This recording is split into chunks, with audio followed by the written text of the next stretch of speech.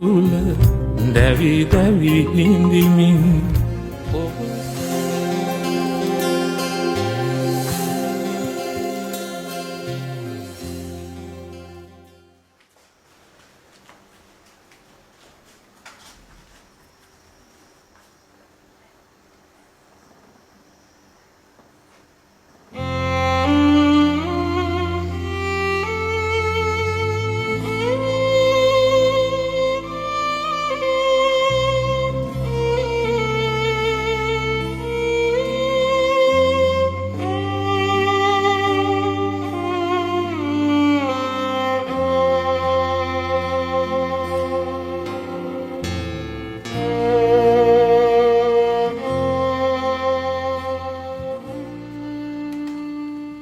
ඕම්මනිකේ මේ බණ්ඩිට නම් ආයේ හිතන්න දෙයක් නෑලු.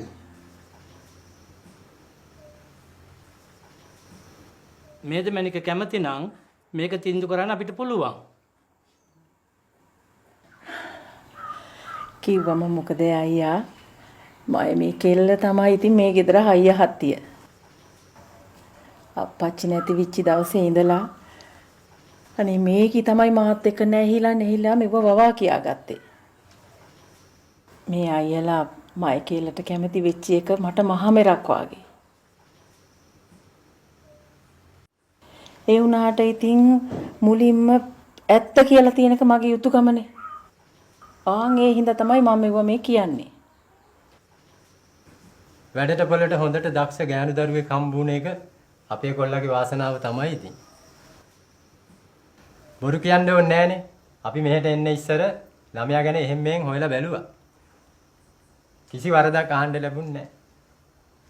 අනේ අයියා මගේ කෙල්ලගේ කිසි වැරද්දක් නෑ.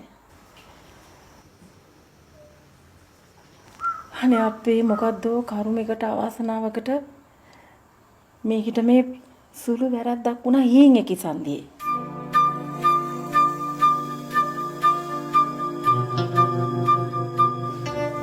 අපේ මේ දුර ඥාති කෙනෙක් යතින්. පස්සෙන් පහුදුනේ අප්පච්චි කරතලලා එලවලා දැම්මා. අයියලා ඉතින් ඔව්වා එච්චර ගණන් ගන්නේ නෑනේ. ඒ උනට කියලා තියෙනක මගේ යුතුයකමනේ. මොකද්ද සීදිරිසුන් නෑ මේකද? මේම කතාවක් අපිට කියලා තුන්නේ නෑනේ තමයි.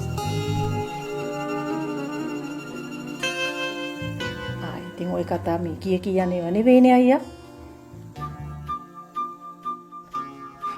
ඒක හරි කතාවක්. මේ වගේ කාරණා එපැයි මුලින්ම කියන්නේ. මේක මේ බොහොම සැහැල්ලු කාරණාවක් හින්දා තමයි සියදෝරිස් අයියා උනත් නොකිව්වේ. අනික ඉතින් මේ කෙල්ලගේ වරදක් නෙවෙයිනේ අක්කා. ඒක හරි සැහැල්ලු කාරණාවක් නේද සේදිරි? වැදුන්ගේ සන්නේ එහෙමත් හැදුනක් දන්නේ නැහැ නේද සේදිරි?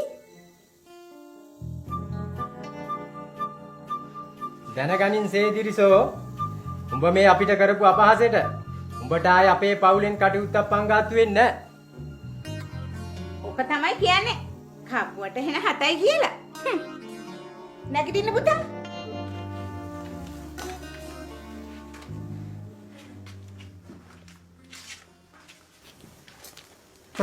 රන් කොතල උනත් වැඩක් ඇහිල්ලලා නා.